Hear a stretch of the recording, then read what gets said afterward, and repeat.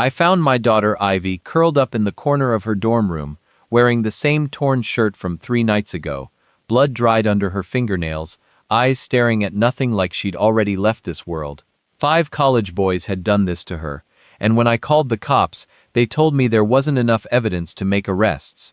Hit like, subscribe for more betrayal stories, and comment your city or country. The drive back from the college was 4 hours of silence. Ivy sat in the passenger seat, knees pulled to her chest, head turned away from me. I kept glancing over, trying to find something to say, but every word died in my throat. What do you say to your daughter after the world just broke her in half?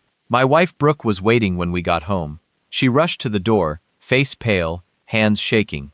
But when she tried to hug Ivy, our daughter flinched like she'd been struck. Brooke's arms dropped, the look on her face. Hurt, guilt, something else I couldn't name, made my stomach turn. Ivy's sweetheart, Brooke whispered. We're here, you're safe now. Ivy didn't respond. She walked past both of us down the hall and locked herself in her bedroom. The click of that lock felt like a door slamming on our entire family. Brooke turned to me, tears streaming. What did they say? What did the police tell you? I couldn't look at her. They said the surveillance cameras in the dorm hallway were broken that night. Conveniently, they said without footage or witnesses willing to talk. There's nothing they can do, nothing. Her voice cracked. Mason, those boys, I know who they are, I said, cutting her off. My hands were shaking now too, but not from sadness, from rage. Pure, cold rage that I hadn't felt since my days in special forces. I know their names, their faces. I know where they live. Brooke grabbed my arm. Don't do anything stupid. We have to trust the system. I pulled away from her. The system just told our daughter she doesn't matter. That night, I sat outside Ivy's door. I could hear her crying through the walls, these quiet, broken sobs that cut deeper than any wound I'd taken in combat. I wanted to kick the door down, hold her, tell her I'd fix this, but I couldn't fix it. Not the way she needed. Around midnight, I went downstairs. Brooke was on the couch, phone in her hand, texting someone. When she saw me, she quickly locked the screen. Who are you talking to? I asked. My sister, she said too fast. Just updating family. I didn't believe her, but I was too tired, too angry, too gutted to fight about it. The next morning, I drove back to the college. I needed answers the police weren't giving me. I needed to see those boys' faces, hear them deny it, see if they'd lied to a father standing right in front of them. The campus was buzzing like nothing had happened. Students laughing, carrying coffee, heading to class. Life just moving on. I found the dorm building, walked up to the 3rd floor where Ivy's room was. The hallway camera, the one that was supposedly broken, had a piece of black tape over the lens. Not broken. Covered. My pulse started hammering. Someone had done this on purpose. Someone had made sure there'd be no evidence. I knocked on the door of room 314. That's where one of them lived. A kid named Ryder. Tall blonde varsity athlete. His father was some big-shot lawyer in town. The door opened. Ryder stood there in a college hoodie, energy drink in hand, looking bored. Can I help you? He asked like I was a door-to-door salesman. I stepped closer. You know who I am? He smirked. Just barely, but I saw it. No idea, man. I'm Ivy's father. His expression didn't change. Not guilt, not fear, nothing. Don't know any Ivy. I wanted to put my fist through his face. Every instinct I had, every skill I'd learned in the military screamed at me to make this kid feel a fraction of what my daughter felt. But I didn't move. I just stared at him, memorizing every detail. You will, I said quietly. Trust me, you will. I turned and walked away before I did something I couldn't take back. But as I headed down the stairs, I saw someone watching me from the end of the hall. A girl, short brown hair, scared eyes. She looked like she wanted to say something. But when I made eye contact, she turned and disappeared into her room. A witness, someone who saw something. When I got home, Brooke was in the kitchen with a man I didn't recognize. Tall, clean-cut, wearing a police badge on his belt. Mason, Brooke said, standing up too quickly. This is Detective Julian. He's handling Ivy's case. Julian extended his hand. I didn't take it. There is no case, I said. That's what your department told me 2 days ago. Julian shifted, uncomfortable. I'm trying to reopen it, but I need Ivy to give a formal statement, and right now she's not talking. Can you blame her? I shot back. She trusted the system. She went to campus security. She went to the police, and nobody did a damn thing. I understand your frustration, Julian said in that calm, trained voice cops use when they're trying to de-escalate, but without her cooperation. Get out. Brooke's eyes went wide. Mason, I said, get out. Julian looked at Brooke, not me. There was something in that look, something familiar, something that made my blood run cold. He nodded and left without another word. Brooke stood there, arms crossed, staring at the floor. He's trying to help. How do you know him? I asked. She hesitated just for a second, but I caught it. I don't.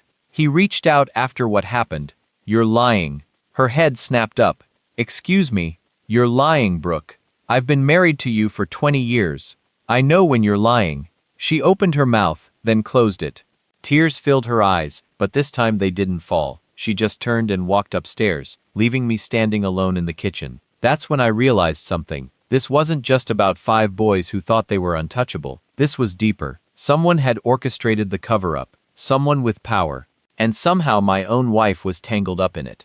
Upstairs, Ivy's door was still locked. I pressed my hand against it, closed my eyes, and made a silent promise. I didn't care what it took. I didn't care who I had to go through. Those boys were going to pay, and anyone who helped them hide was going to answer for it too. Justice had failed my daughter, so I'd become something justice couldn't stop. I sat in my truck outside our house that night, engine off, hands locked around the steering wheel, listening to the ticking of the cooling engine and the quiet in my chest that never meant peace, only pressure.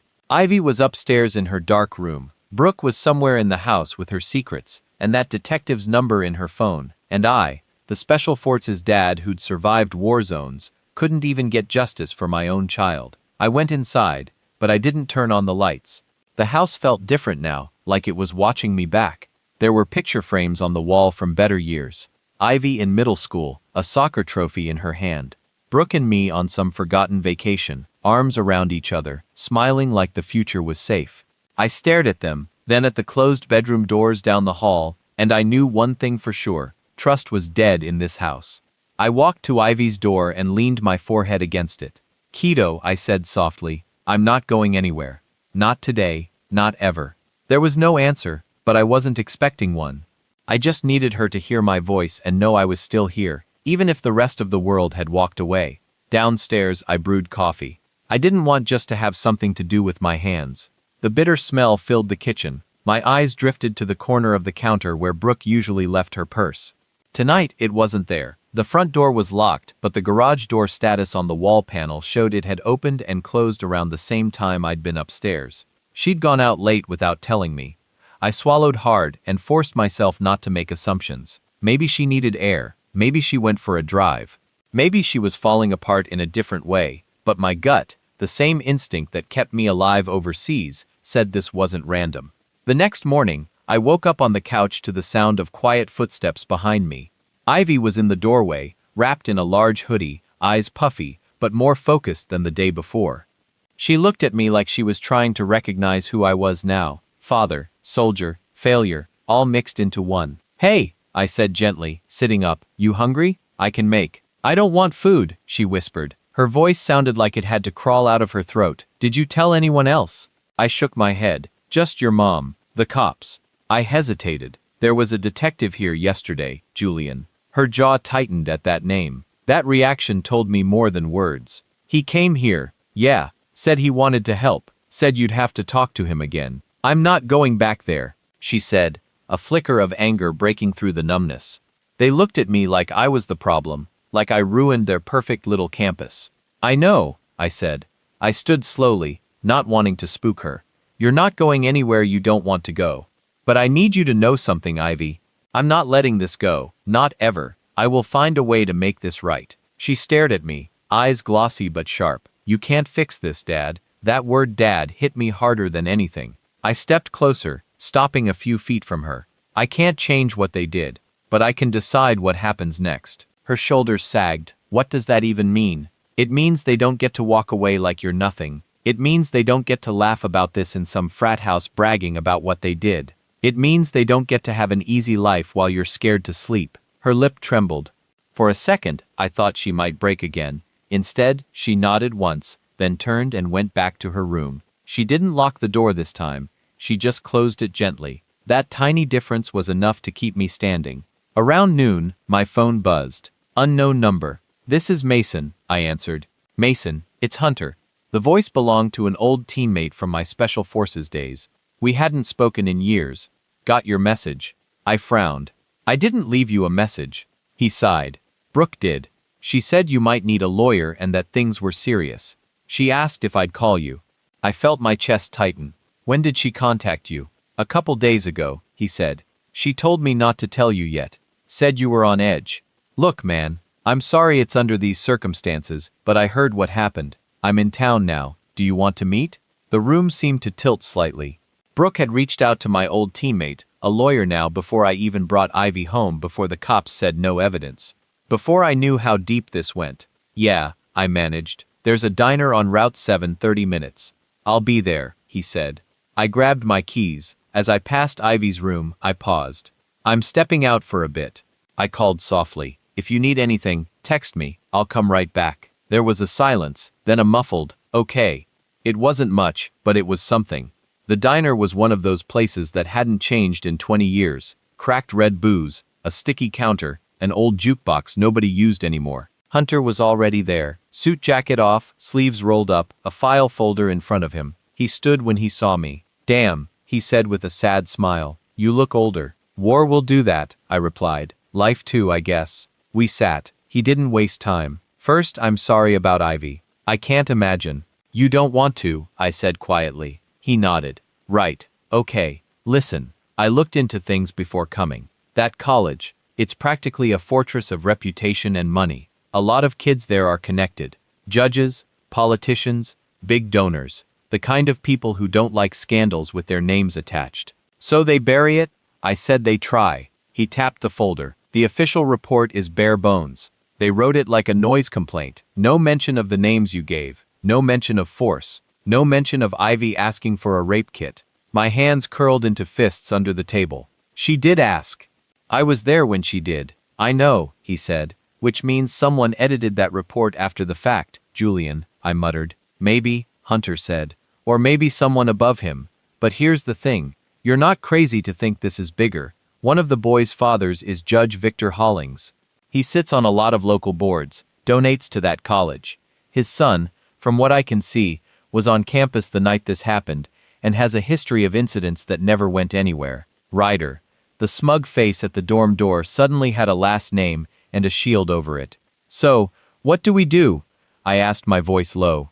We build a case, Hunter said. Carefully, quietly. You charging in with fists and fury. That's what they're hoping for. One move like that, and they call you unstable, violent, dangerous. They paint Ivy as confused, you as unhinged. End of story. I'm supposed to just sit and watch. No, he said, leaning in. You're supposed to be smarter than they are, which, lucky for you, you've spent years doing. I sat back, trying to slow my breathing. He was right. Storming in had been my first instinct. It always was.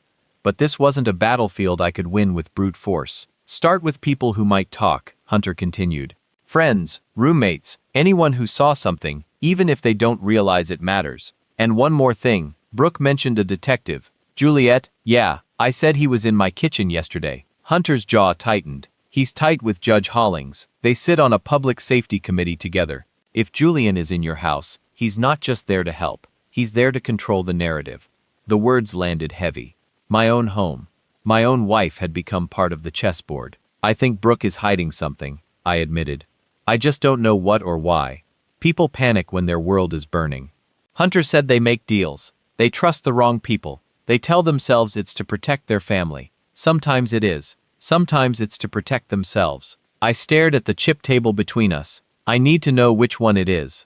When I got home, Brooke's car was in the driveway. Inside, the house was quiet. Too quiet. Ivy's door was closed again, but I could see light under it. That gave me a sliver of comfort. I found Brooke in our bedroom, sitting on the edge of the bed, phone in her hands. She looked up startled, like she'd been caught doing something she shouldn't. Where were you? She asked. With Hunter, I replied, the lawyer you called. Her face drained of color. You talked to him? Yeah, and now I know more than you've told me. She swallowed hard. Mason, I was going to win. I snapped. After the college finished burying this, after those boys graduated and moved on with their lives. Her eyes filled, but she didn't cry. You don't understand what's at stake. Then explain it, I said. Right now. She stared at me for a long moment, breathing shallow. Then she looked down at her phone, thumb hovering over a contact. I recognized the name on the screen. Julian. I made a deal, Z whispered. The night Ivy told us. Before you got there, I panicked. I called Julian because I knew him already. My heart dropped. You knew him. How? Her answer was a quiet, devastating blade. He and we were involved. Years ago. Before you and I fixed things, before Ivy turned 10, I ended it. But he told me if I ever needed anything, he'd be there. The air left my lungs like I'd been hit. An old affair. A cop tied to a judge. A deal made behind my back while our daughter lay broken. What did you trade? I asked. Voice barely controlled. She finally met my eyes. He promised to keep Ivy's name out of the press. To keep her from being dragged through trial after trial. He said that with the right wording in the report, it could all just go away, she could move on. And the boys, I said, my tone turning cold. He said there wasn't enough to make it stick. She said, voice shaking, that pushing too hard would just hurt her more. I believed him. I wanted to protect her, Mason. I didn't want her whole life to be this. I stared at her every piece, sliding into place in the worst possible way. So, you let them disappear. You let them keep their futures while our daughter can barely look at herself in the mirror. Tears finally spilled down her cheeks. I thought I was doing the right thing. I know how this sounds. I know I should have told you. I was scared of losing you too. You already did, I said quietly. She flinched like I'd struck her. I turned and walked out, my chest burning. In the hallway, I stopped in front of Ivy's door again. My hand hovered over the knob, then pulled back because now the betrayal wasn't just out there with corrupt cops and rich kids. It was inside these walls in the person who was supposed to stand next to me. And as much as I wanted to blow everything up, Hunter's words echoed in my head. Be smarter, not louder. If they wanted quiet, if they wanted this to vanish, then that's exactly where I'd start. Right in the silence they thought they controlled. I stood in the hallway after Brooke's confession, the weight of her words pressing down like sandbags on my chest. An old affair with Julian, a secret deal to bury Ivy's pain. Our marriage, built on 20 years of promises, cracked open in one conversation. I didn't yell, I didn't throw things, I just walked away, because screaming wouldn't fix the fracture running through everything. Now upstairs, Ivy's light was still on under the door. I knocked softly. Ivy, can we talk? The door creaked open a few inches, her face appeared, pale and drawn, but her eyes held a spark of curiosity mixed with fear. What's wrong? You look worse. I stepped inside, closing the door behind me. Her room smelled like stale air and lavender lotion, the kind she'd used since she was little. Clothes were piled on the chair, untouched. Your mom and we're having problems. Because of this, she sat on the bed, pulling her knees up. She blames me, doesn't she? No, I said quickly. Never. This is on the people who hurt you, and the ones covering it up. Ivy looked away, picking at a loose thread on her blanket. I heard you two downstairs. Raised voices. I sat on the edge of her desk chair, giving her space. She's scared. We're all scared. But pushing you away? That's not helping. She nodded slowly. I don't want to be here anymore. This house feels wrong, like everything's pretending. Her words hit hard. Our home, once full of laughter and late-night talks, now a minefield of silence and suspicion. What do you need, kiddo? Name it. To leave, she said without hesitation. Not forever, just somewhere quiet. Away from her questions. Away from the walls closing in. I thought of my old cabin upstate, the one from my army days. No neighbors, just woods and a lake. Pack a small bag. We'll go tomorrow. Relief washed over her face. The first real emotion besides pain I'd seen in days. She stood and hugged me, brief, tentative, but real. As she pulled back, she whispered, "Thanks, Dad, for not giving up." "Never," I said, and I meant it. Downstairs, Brooke was in the living room, curled up with a glass of wine. She looked up as I entered, eyes red-rimmed. "Where's Ivy?" "Sleeping," I lied. "No need to stir more tension tonight. We need to talk about Julian." She set the glass down, hands trembling. "I told you everything. It was one mistake years ago. He reached out when I called for help, said he'd handle it quietly." Quietly. I repeated the word, tasting bitter. "That's why the report's a joke. That's why those boys are still walking free." Her voice rose sharp for the first time. "You think I wanted this? Ivy's my daughter too. I called him because you're always gone, Mason. Special forces left you with ghosts. You disappear into your head when things get hard. I felt the sting of truth in her accusation. Deployments had changed me, made me distant. But this calling your ex-lover to fix our daughter's rape isn't disappearing. That's betrayal. She stood facing me. I was desperate. He knows people. Judge Hollings, the college dean. He said one push and Ivy's name is everywhere. Headlines, trials, her face on every news site. You want that for her?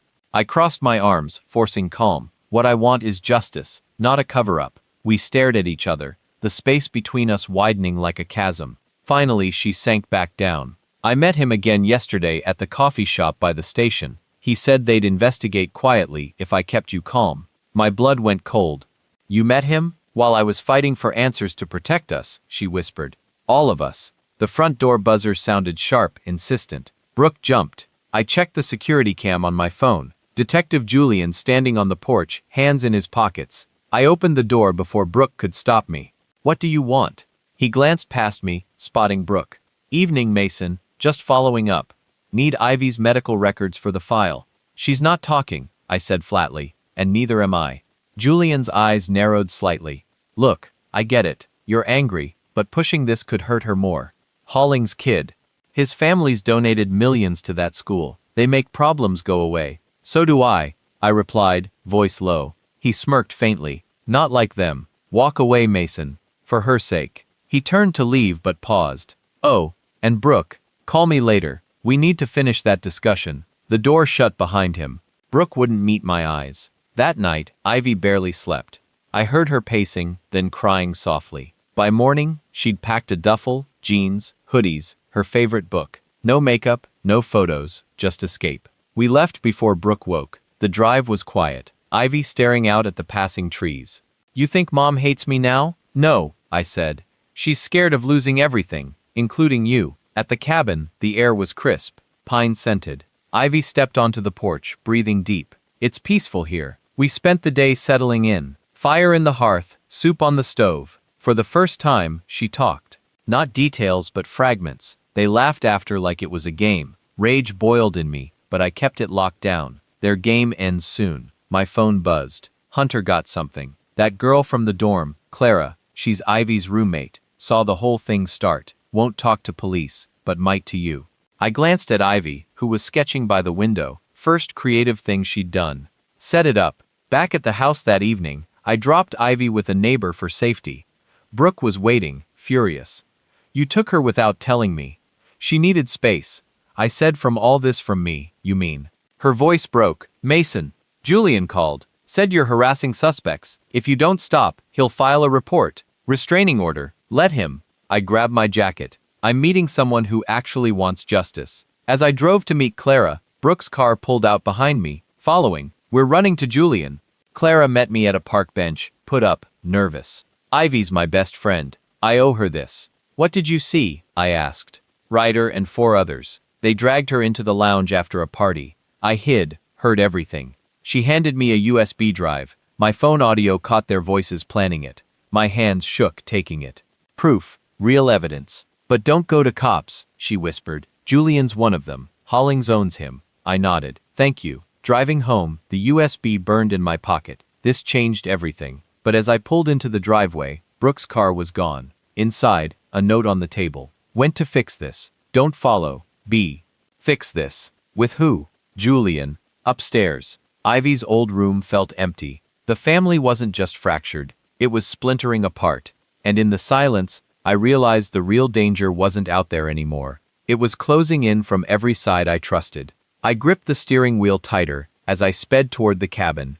Brooke's note burning a hole in my mind. When to fix this? Don't follow. Clara's USB drive was tucked safe in my jacket. Voices on it that could crack this whole thing open. But if Brooke was running to Julian right now, spilling everything, that evidence might never see daylight. My foot pressed harder on the gas. The cabin came into view, lights glowing warm against the darkening woods.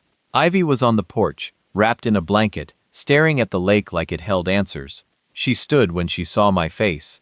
Dad, what's wrong? I pulled her into a quick hug. Your mom's gone to meet Julian alone. I need you safe here. Lock the doors. No one in or out. Her eyes widened. What does she think she can do? Control the damage, I said, but she's playing with fire. I left her with my spare phone and strict orders, then drove straight to the college admin building. No more waiting, time to push the authority that failed us right in the face. The dean's office was on the second floor, all polished wood and plaques from rich donors. I didn't have an appointment, didn't care. The secretary tried to block me. Sir Dean Preston is in a meeting. Tell him Ivy's father is here, I said, voice steady but edged. He'll see me. She picked up the phone, whispered something. Seconds later, the door opened. Dean Preston, silver hair, crisp suit, smile that didn't reach his eyes, waved me in. Mason, right? Terrible business with your daughter.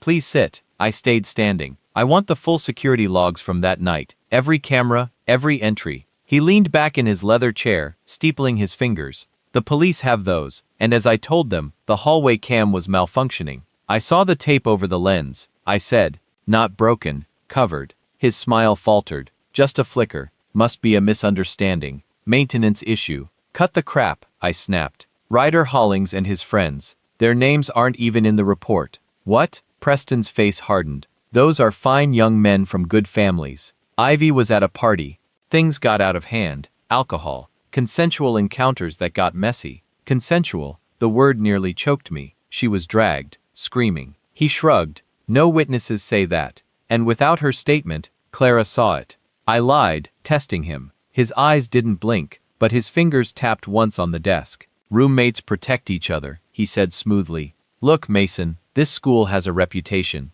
Scandals hurt everyone. Funding, enrollment, our brightest students' futures. Ivy can transfer quietly. We offer counseling, a fresh start, and the boys. Disciplinary probation, private. I lean forward. You're protecting rapists. He stood now, face red. Get out or I'll call security. As I turned, my phone buzzed. Hunter Mason, College PD just got a tip. They're raiding your cabin, says Ivy's unstable. Possible flight risk. Panic hit like ice water. I bolted down the stairs, tires screeching out of the lot. Brooke, she must have told Julian everything. The cabin was lit up, 2 squad cars blocking the drive. Ivy stood on the porch, hands up, an officer talking her down. I slammed the truck to a stop, jumping out. That's my daughter. Back off. The lead cop, stocky guy with Julian's same cold stare, turned. Mr. Reynolds, Ivy's mother filed a welfare check, says you're isolating her. Brooke, I growled. Ivy met my eyes, scared but holding steady. Dad, they want me to go to a hospital. No, I said firmly. Officer, this is harassment. You have no warrant. He smirked. We do now. Courtesy of Detective Julian, they took her gently, but it felt like ripping out my heart. I followed the ambulance to the ER, calling Hunter the whole way. Get her out now. In the hospital waiting room, Brooke arrived, disheveled, eyes wild. Mason, they called me. Ivy's okay, right? You did this. What? I hissed. Sent them after her to shut her up. No. She grabbed my arm. Julian said you were dangerous, that you'd hurt someone. I panicked when you took her away. Hunter burst and then badge flashing. Private investigator credentials. Release her. False report. The doctor signed papers. After tense minutes, Ivy walked out, clutching a paper gown over her clothes. Straight to me, never again. We drove back to the cabin in silence. Brooke followed in her car, but I didn't let her inside. Stay out, I told her through the door until you choose sides. Inside, Ivy collapsed on the couch. Dad, that girl Clara texted me. Says, don't trust the dean. His niece is dating one of the guys. Grant, another name from Ivy's fragments. I pulled out the USB, plugged it into my laptop. Voices crackled. Ryder laughing. She's out cold, boys. Line up. Grant's voice next. Dean said, keep it quiet. Proof, ironclad, Hunter called back. Lab rushed the audio. Clean, but here's the kicker. Judge Hollings Chambers just issued a gag order on the case. Your name's on it too. Authority closing ranks. But they didn't know about Clara's recording yet. Next morning, Ivy woke with fire in her eyes. I want to talk to Clara together. We met her at a neutral diner away from campus eyes. Clara slid into the booth, glancing over her shoulder. They know I have the recording. Ryder cornered me last night. Said his dad would ruin me. Ivy reached across, squeezing her hand. You saved us. Thank you.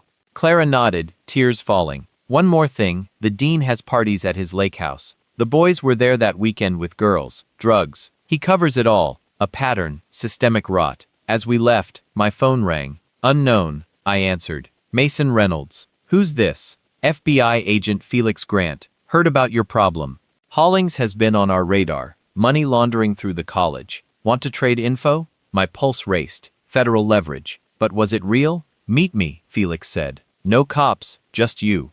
I hung up, staring at Ivy and Clara. Authority betrayed us at every level. Local PD, college brass, even family, but cracks were showing.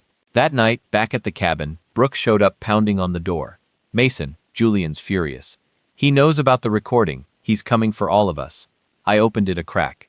You brought him here live with it. She pushed inside anyway. Please, Ivy? Ivy stepped forward from the shadows. Mom, why do you choose them over me? Brooke froze. I didn't. I swear, but her phone lit up. Julian calling.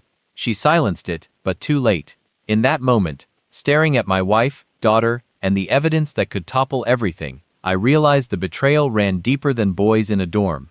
The authority wasn't just failing us, it was hunting us. I watched Brooke's phone screen light up again with Julian's name, her thumb hovering like she was deciding her fate right there in my cabin living room. Ivy stood frozen behind me, eyes locked on her mom, the air thick with the kind of silence that breaks families. Brooke finally silenced it, but the damage was done. Her choice written in every missed call. Mom, Ivy said, voice steady but small. Just tell us all of it. Brooke sank into the armchair, hands twisting in her lap. It started before you were born, Ivy. Julian and I, we were young, reckless. Then I met your dad, and it ended clean. Or so I thought. I crossed my arms, leaning against the wall, until Ivy got hurt. Then you called him. She nodded, eyes down. The night she called from the dorm, hysterical, I drove there alone first before you, Mason. Found her shaking in that room. The RA said, wait for campus security. But I saw those boys laughing down the hall. Ryder, Grant, the others. I knew their families ran this town. So you panicked, I said. Worse. Brooke pulled her phone out, unlocked it with trembling fingers, and opened a message thread. Dates going back weeks. Julian texted me first, said he'd heard about Ivy through the dean, offered to contain it. I met him that same night, parking lot behind the station. Ivy stepped closer. What did he want? Brooke's voice dropped. He said, Judge Hollings called in favors. The boys' fathers donated big to the college, the police fund. Push charges and Ivy's life becomes a circus. Photos leaked. Social media hell. Endless depositions. He showed me files from other cases. Girls who sued lost everything and his price. I pressed. Her eyes met mine. Full of shame. Silence. Rewrite the report as a party incident. No arrests. Ivy gets counseling. Transfers out quietly. In return, I delete any texts. Stay out of it. And one more thing. Ivy's breath caught. What? Brooke hesitated, then scrolled to a photo, a selfie of her and Julian at that coffee shop, arms around each other, time-stamped yesterday. He wanted to pick up where we left off. Said it was insurance. I went along to keep him happy to protect you. The room spun for a second, not just a deal. Blackmail. My wife trading herself to bury our daughter's pain. You prostituted yourself for them, Ivy whispered, horrified. No. Brooke stood, reaching out. I swear, Ivy, it was twice. Just to buy time, I thought I could control it, get evidence on him later. I turned away while rising. Special forces taught me betrayal in the field, comrades turning for survival, but this in my home. Hunter's truck crunched gravel outside. He burst in without knocking, laptop under his arm. Mason, we got company. FBI agent Felix. He's legit, but Hollings' network has feelers everywhere. Played the audio for him. Says it's enough for a warrant if we pair it with financials. Brooke's head snapped up. FBI. Yeah, Hunter said, spotting her. Your boyfriend's boss just got a gag order extended. But Felix is digging into college donations, laundering for local politicians. Ivy grabbed the USB from the table. Play it. Let Mom hear what she protected. Hunter plugged it in. Ryder's voice filled the room. Dean's cool with it. Party foul. Max Hollings' dad handles the rest. Laughter. Grant. Easy score. Brooke covered her mouth. Tears streaming. Ivy watched her face hardening. You heard that and chose them. Ivy pleased. No. Ivy backed away. You chose yourself. Hunter cleared his throat. Focus. Felix wants to meet tomorrow. Neutral ground. But first, we need Ivy's full statement on video. Time-stamped. Can't be twisted. I looked at my daughter. She nodded. Fire returning. I'll do it for me. We set up in the cabin spare room, phone on tripod, Hunter directing. Ivy sat straight, voice clear. I'm Ivy Reynolds. This happened to me. Details poured out, hands grabbing, room spinning, their laughs echoing. No tears, just truth. When she finished, Hunter emailed it to Felix. This seals it. My phone rang. Block number. I answered. Rins. Agent Felix. Recording's gold, but heads up. Julian's spinning a story. Says you're abducting Ivy. Unstable vet. Brooke filed it. I glared at her. She shook her head frantically. I didn't check your email, Felix said. Court order for her return, issued by Hollings himself. The screen showed it. Emergency custody. Citing parental alienation. Brooke's signature at the bottom. You forged it, Ivy yelled. No, Julian, he must have. Hunter grabbed his keys. We fighted. Family court. Dawn. Brooke bolted for the door. I'll fix this. Call him off. I blocked her. No more fixing. You're done. She shoved past car, roaring away into the night. Ivy collapsed against me, sobbing. She's gone, Dad. Really gone. Not yet, I said, holding her tight, but close. Dawn court was a blur. Hunter argued abandonment. Played Ivy's video. Judge, not Hollings. I broke across the room. Julian lurking in back. Ms. Reynolds, the judge said to Brooke. Your signature's on this order. Explain. I panicked. She stammered. Julian drafted it. Said it was precautionary. Liar. Hunter shot. Detective coercion. Julian stood. Objection. This man's a threat. The judge banged the gavel. Custody to father. Investigation into tampering. Detective Julian, you're suspended. Pending review. We walked out free. Ivy squeezed my hand. But in the parking lot, Felix waited. Suit crisp. Good work. But Hollings pulled strings. Case files vanishing. We need more. Like what? I asked. His lake house party logs. Dean Preston hosts. Drugs, girls, cash drops. Ivy know anything? She shook her head. But Clara might. Felix nodded. Get me there. Quiet. Back home. No cabin now. Back to the house for safety. Clara arrived. Backpack slung low. Dean's niece Tessa dates Grant. She has photos from those parties. Hollings there too, handing envelopes. Get them, Felix said. Clara hesitated. Dangerous. They watch me. Hunter slipped her cash. Go. Hours later, photos hit Felix's phone. Blurry but damning. Judge Hollings' envelope to Dean Preston. Boys in background, girls looking dazed. This cracks it, Felix said. Rico angles corruption web. But as he left, Brooke called me. Voicemail. Mason Julian's unhinged. Said he'll ruin Ivy publicly unless I meet him tonight. His cabin. Help me. I stared at the phone. Trap or real? Ivy overheard. Don't go. Please. I have to. I said. End this. Dusk fell as I drove to Julian's address. Isolated woods like mine. Brooke's car outside. I approached quiet special forces steps. Door ajar. Voices inside. Julian, you think your husband's winning? Hollings owns this county. Brooke, let Ivy go. Take me instead. A slap echoed. I drew my concealed carry. Legal registered. Kicked the door. Julian spun. Gun out. Broke on floor. Cheek red. Drop it, I said. He laughed. Hero, Dad. Hollings has deputies en route. Your prints on that USB planted. Brooke crawled to me. He confessed everything on my phone. Recorded. Julian lunged. I fired. Warning. Leg grace. He dropped. Sirens wailed distant. Felix arrived first. Cuffs on Julian. Smart. Brooke's recording. Admissions on Hollings Dean boys. As they hauled them away, Brooke met my eyes. Forgive me. Not yet, I said.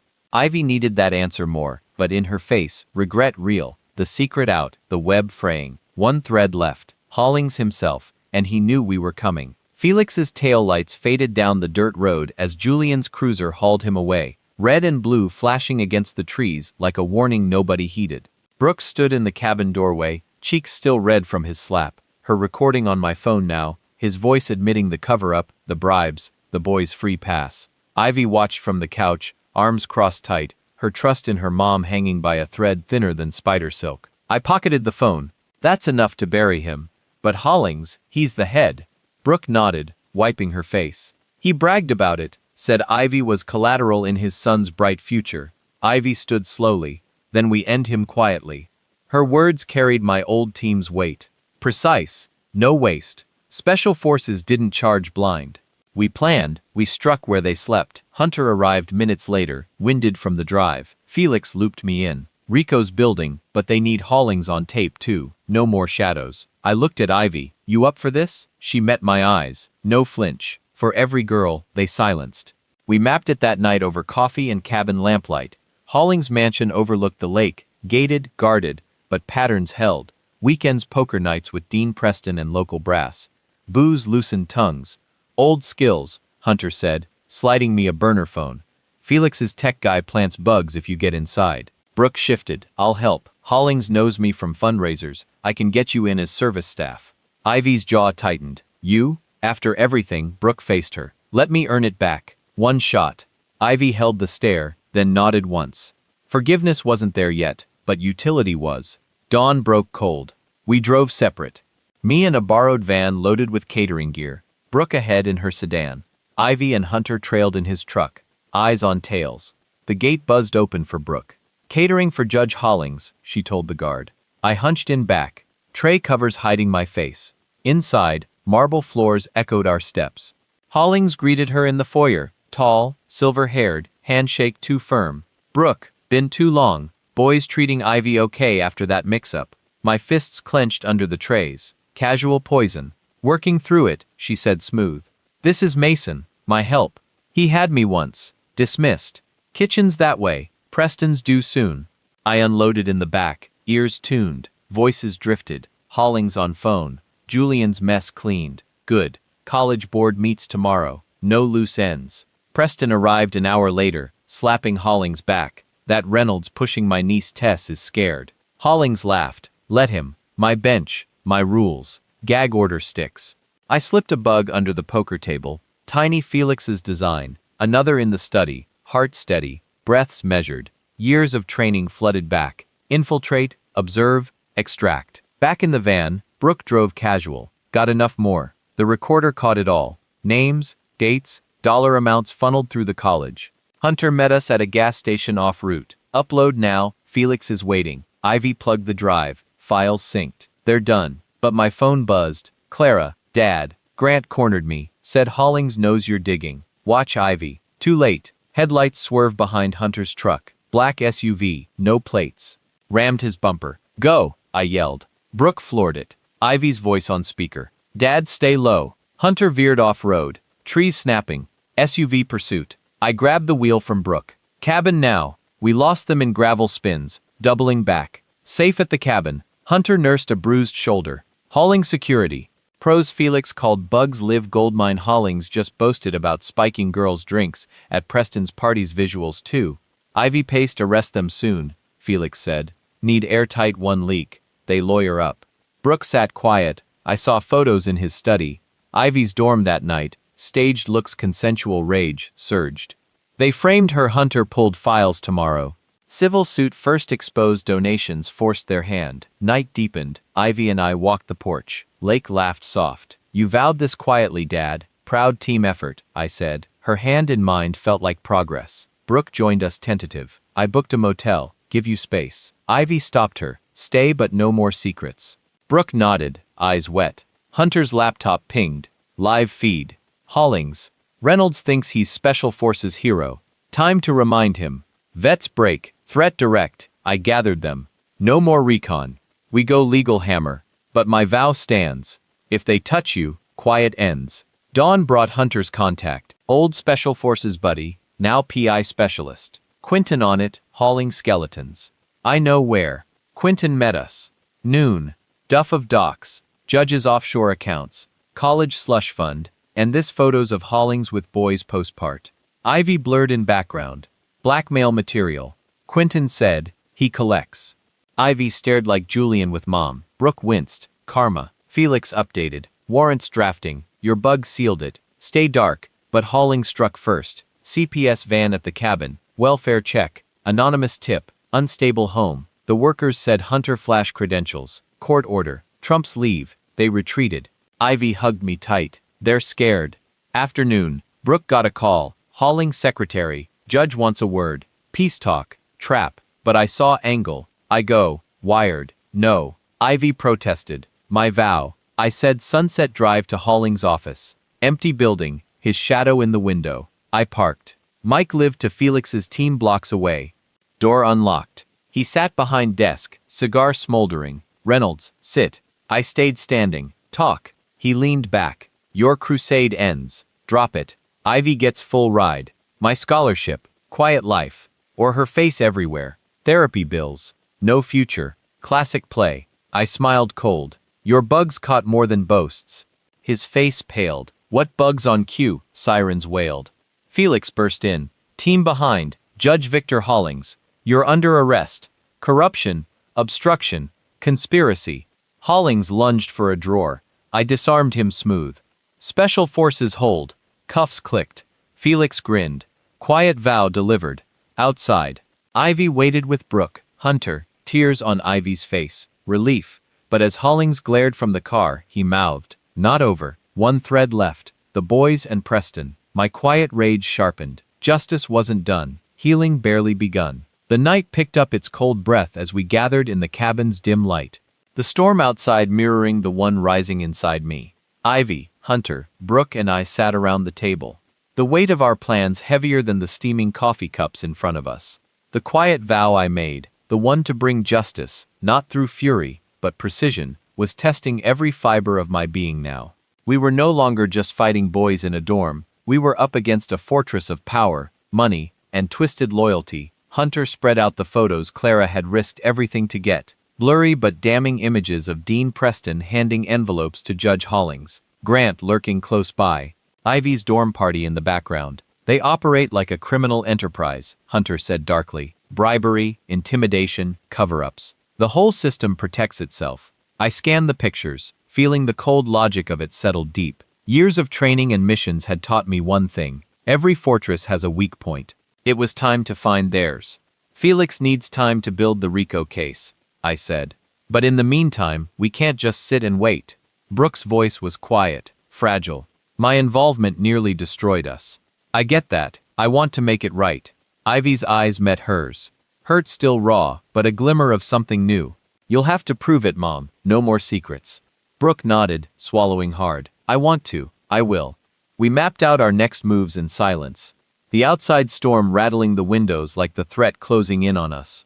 Weeks of lurking shadows, whispered threats, and almost being caught had sharpened our resolve. But now, with Hollings's web spread wide, it felt less like a fight and more like a chess match with lives on the line. Hunter leaned in, voice low but urgent. Tomorrow, I make contact with Tessa, Dean Preston's niece, who's dating Grant. If she cooperates, we get names, faces, texts, solid evidence, not just pictures.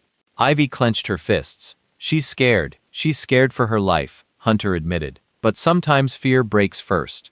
I felt the old soldier's itch, the calm before the storm. I'll handle the security detail. Brooke, you stay close to Ivy. Hunter and I will coordinate with Felix. We move silently. That night, I lay awake, haunted by memories of battle and the ultimate betrayal. The very people sworn to protect Ivy, using their shields to hide their sins. But unlike past wars, this one wasn't with guns and explosions. It was with whispers, shadows, and the kind of slow-motion justice that cuts deeper than any bullet. At dawn, Brooke was already up packing a small bag for Ivy. We're going to need to disappear quickly if this blows. Ivy looked at me, determination fierce. I'm ready. No more running. Our plan was risky. Penetrate Hollings' circle through Tessa, expose their corruption, and rip down the walls that kept Ivy's nightmare hidden.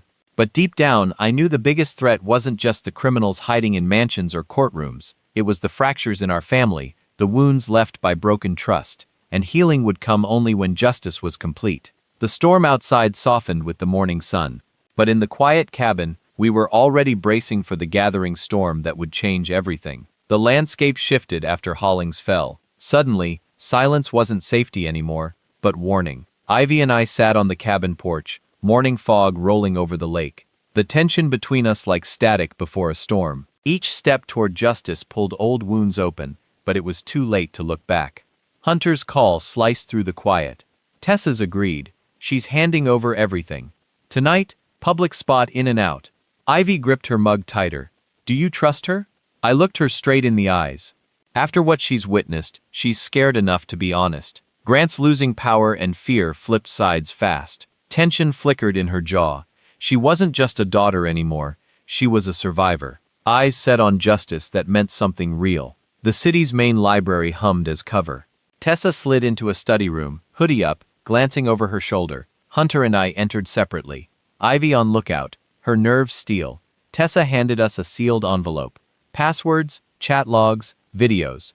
Preston ran everything through an encrypted group chat. Blackmail, threats, payoffs, all of it.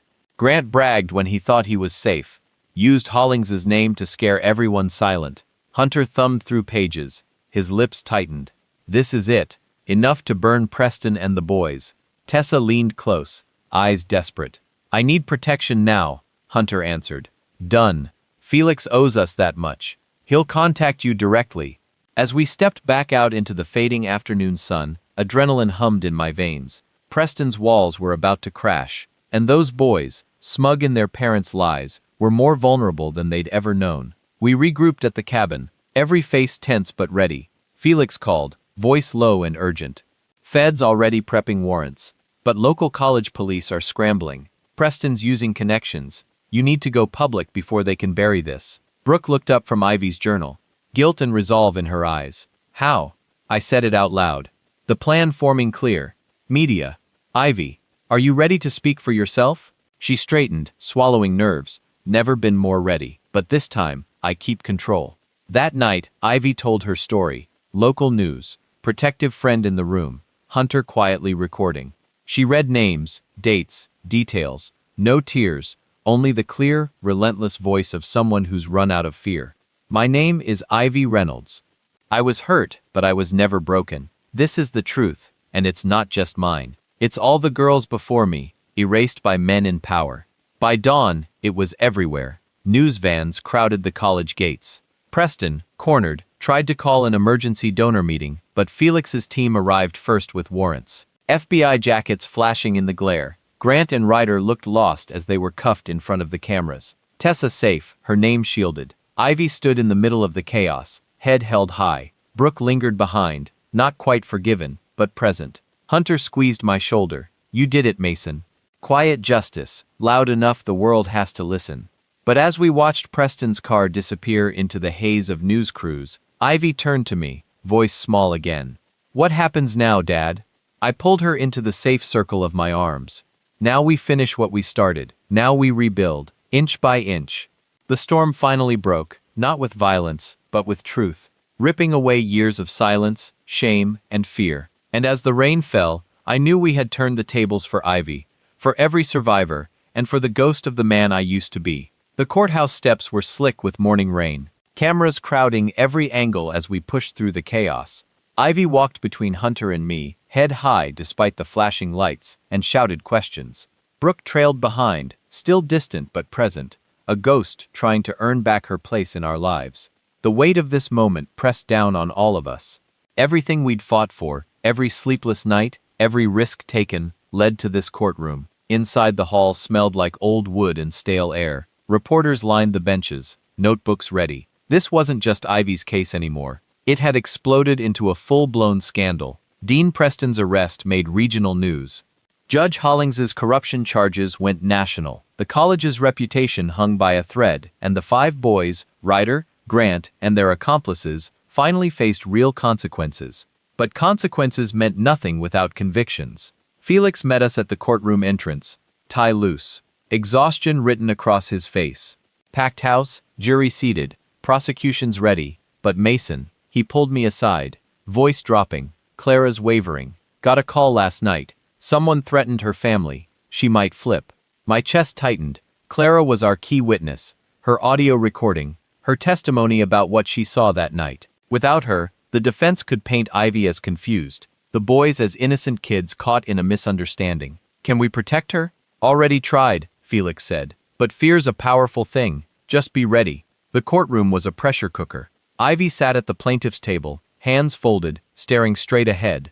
The defense team, 3 high-priced lawyers in tailored suits, whispered among themselves, confident smirks barely hidden. Ryder sat behind them, clean-cut and composed, playing the role of the wrongly accused honor student. Grant beside him, eyes darting nervously. The others looked equally polished, their parents' money buying them every advantage. Judge Morgan, a stern woman in her 60s who replaced Hollings, called the court to order. We're here for the preliminary hearing in the case of Reynolds versus Hollings, Preston and others. Prosecution, your opening statement. The lead prosecutor, a sharp woman named Natalie Chan, stood. Your Honor, this case is about power, corruption, and the systematic silencing of sexual assault victims. Ivy Reynolds was brutally attacked by 5 young men in her college dormitory. Instead of justice, she found a network of officials, police, administrators, even a judge who conspired to bury her trauma to protect the guilty. We will present evidence showing a pattern of abuse, bribery, and obstruction that reaches the highest levels of this community. The defense attorney, a silver-haired man named Adrian Cross, countered smoothly. Your Honor, what we have here is a tragic misunderstanding fueled by emotion and a father's understandable but misguided vendetta. These young men are not monsters. They're students with bright futures caught in a situation that got out of hand at a college party. No evidence exists of force. No witnesses corroborate these extreme allegations. This is a case built on revenge, not facts. I felt my jaw clench. Ivy's hand found mine under the table, squeezing hard. The prosecution called witnesses methodically. Hunter testified about the investigation to cover up the falsified police reports. Tessa, Dean Preston's niece, took the stand next, voice shaking as she detailed the culture of silence at the college. Parties where girls were drugged, incidents swept under the rug, parents' donations ensuring problems disappeared. The defense hammered her on cross-examination, painting her as a scorned girlfriend seeking attention. Then came the moment we'd been dreading.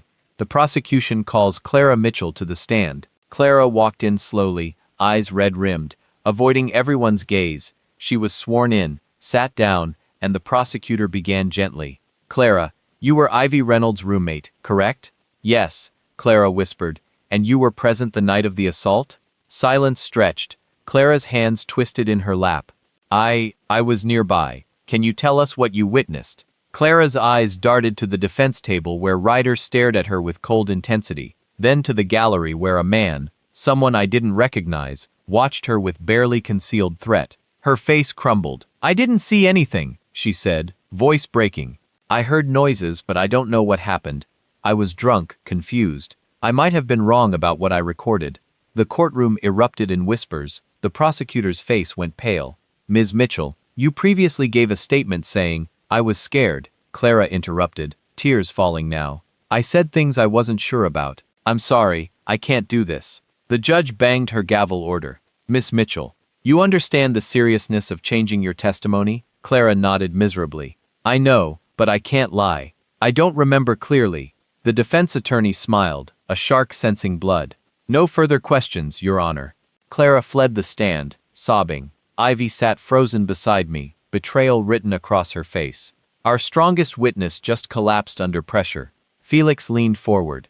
We still have the recording, the documents. But this hurts badly. The prosecution called more witnesses, forensic analysts, character witnesses for Ivy. But the energy had shifted. The defense was emboldened, their closing arguments already forming around Clara's retraction. By the lunch recess, reporters swarmed, headlines already spinning. He witnessed recants in college assault case. We huddled in a side room. Ivy stared at the wall, silent. Brooke tried to comfort her but was waved away. Hunter paced. They got to her, threatened her family. Classic intimidation. Can we prove it? I asked. Not in time for this hearing, Felix admitted. Ivy finally spoke, voice hollow. It's happening again. They're going to walk. No, I said firmly. Not this time. How? She turned to me, eyes fierce and broken. Dad, she was our witness. Without her, you're the witness. I interrupted. Your voice, your truth, that's what matters. Natalie Chin entered, looking grim. Ivy, I need to ask, are you willing to testify? Full statement on the record. Cross-examination, it's brutal. They'll attack every detail, but it's our shot. Ivy looked at each of us. Me, Hunter, even Brooke. Then she stood. I'll do it. I should have done it from the start. The afternoon session began. The courtroom was even more packed. Word spreading that Ivy would testify. Judge Morgan looked at her with something like respect. Ms. Reynolds, please take the stand. Ivy walked forward, every eye on her. She was sworn in, sat down, and faced the prosecutor. Her voice started quiet, but grew stronger with each word. My name is Ivy Reynolds. I'm 19 years old, and I'm here to tell you what happened to me. For the next hour she laid it all out. The party, the drinks that tasted wrong, the hands that grabbed her, the room spinning, the laughter, the pain. She described waking up alone, clothes torn, body aching, calling her mom first, then campus security, the dismissive looks, the questions that felt like accusations. The police officer, Julian, who told her it was her word against theirs, and words didn't win cases. She talked about the weeks after the nightmares, the inability to leave her room, the way her own mother seemed more concerned with protecting reputations than seeking justice.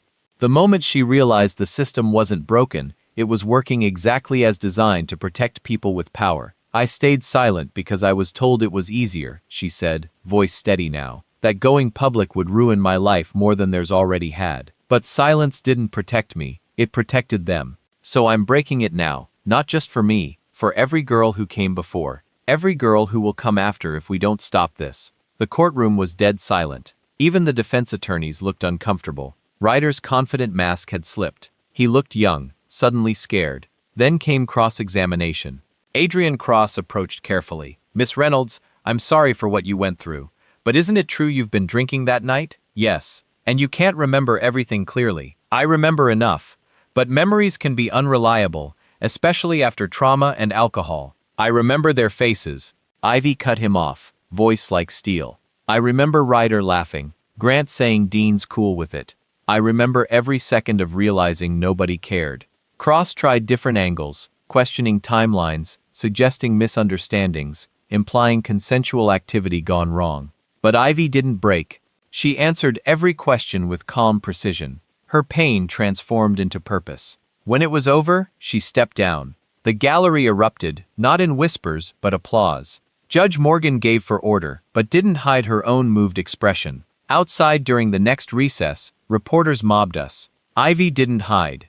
She stood on those courthouse steps and spoke directly to the cameras. This isn't just about what happened to me. It's about a system that protects attackers because of their last names, their parents' bank accounts, their futures, while victims are told to disappear quietly. I'm done disappearing. The footage went viral within hours. Social media exploded. Other survivors came forward with stories about the same college, the same boys, the same cover-ups. The defense's narrative crumbled under the weight of collective truth. That evening, Felix called. Prosecution's filing additional charges.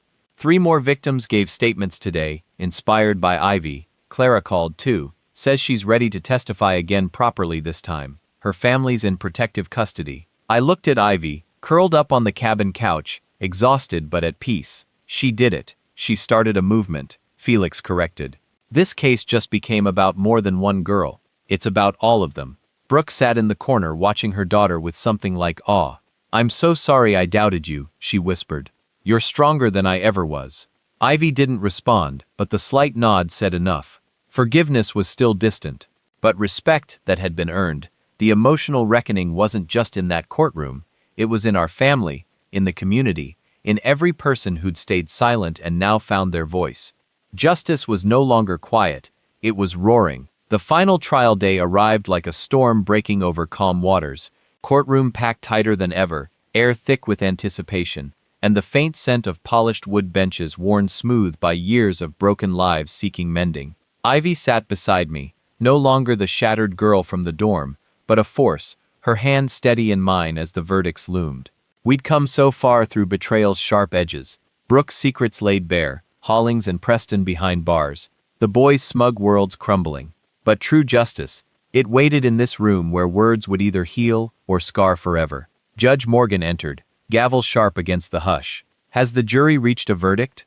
The foreman stood, paper trembling slightly in his grip. We have, Your Honor. Eyes scanned the room. First Ivy, then the defense table where Ryder, Grant, and the others sat rigid. Parents' money no longer a shield. On all counts of sexual assault, conspiracy, and obstruction of justice, we find the defendants guilty.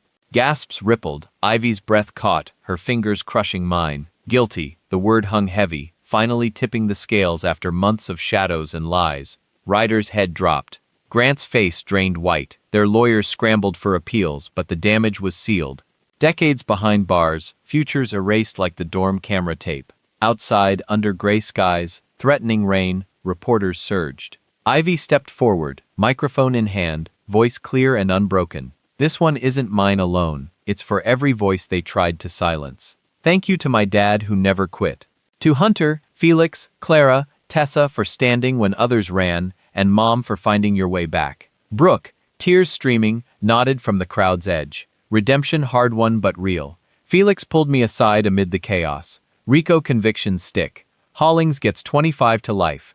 Preston 15 years. The college new administration full audit your bugs. Ivy's testimony. Textbook takedown. I nodded, chest loosening for the first time in forever. What about the boys? 20 years each minimum. No parole first decade, and civil suits incoming. Victims fund from their family's assets. He clapped my shoulder. You turned pain into legacy. Mason Special Forces dad didn't just survive this. You changed the rules. Back home that evening, not the cabin's isolation, but our house reclaimed, windows open to fresh air. Ivy wandered the rooms like rediscovering herself. Photos from better days lined the walls again, dust-free. Brooke cooked quietly in the kitchen. Real food, no tension simmering beneath. Hunter dropped by with takeout and news clippings. Hero father exposes corruption ring. We ate on the porch as dusk settled. Lakeview peaceful now. Ivy broke the comfortable silence. Dad, remember that first night at the cabin? I thought everything was lost. I smiled faint. You found your strength. That single truth mattered most. Brooke reached across the table, hesitant but hopeful. Ivy, can we try to be a family again? She asked. Ivy paused for a moment, then finally took her hand. One day at a time, she said, but yeah, we can try. The following weeks blurred into a version of normal life reborn from the wreckage. Ivy enrolled in online classes and began therapy sessions, slowly turning nightmares into resolve. She started volunteering at a survivor center, and her story inspired others to finally speak up about their own experiences. Brooke and I rebuilt our relationship gradually too, sharing honest conversations over coffee, with no more shadows lingering between us. I set down my quiet anger entirely, trading old Special Forces instincts for coaching youth soccer instead, teaching kids resilience without carrying any scars of their own.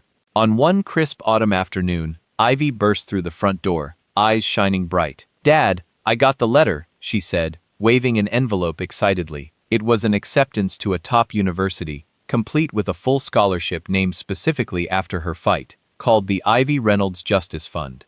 They'd asked her to speak at orientation, sharing exactly how to stand up for yourself. Pride swelled inside me, the kind that genuinely chokes up your words entirely. I pulled her into a tight hug and told her she already was everything that title represented. That night, Brooke and I sat quietly together on the porch swing, stars sharp and clear overhead. We almost lost her, she whispered softly. We didn't, I replied, because love fights dirty when it absolutely has to. She leaned into me then, admitting it was the first real peace she'd felt in years. No grand gestures, just the two of us, flawed but healing completely. Our legacy was never going to be monuments or headlines. Instead, it became Ivy laughing freely with new friends, Brooke planning future family trips, and me finally sleeping peacefully without any ghosts haunting me anymore. Justice arrived not through vengeance, but through truth's light, exposing every dark corner that once hid in silence. Those boys ended up locked away, their reputations turned entirely to dust.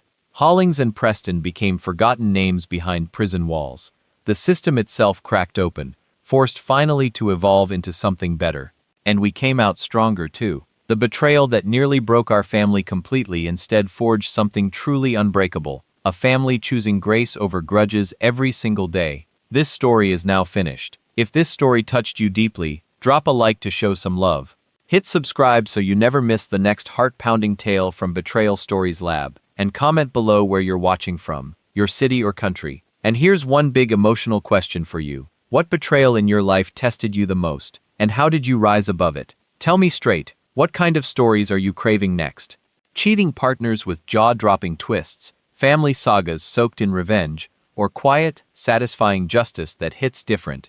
Whatever you're into, that's exactly what I'll bring you next. See you in the next gripping story. Pure, unfiltered revenge that'll leave you speechless. Stay strong out there.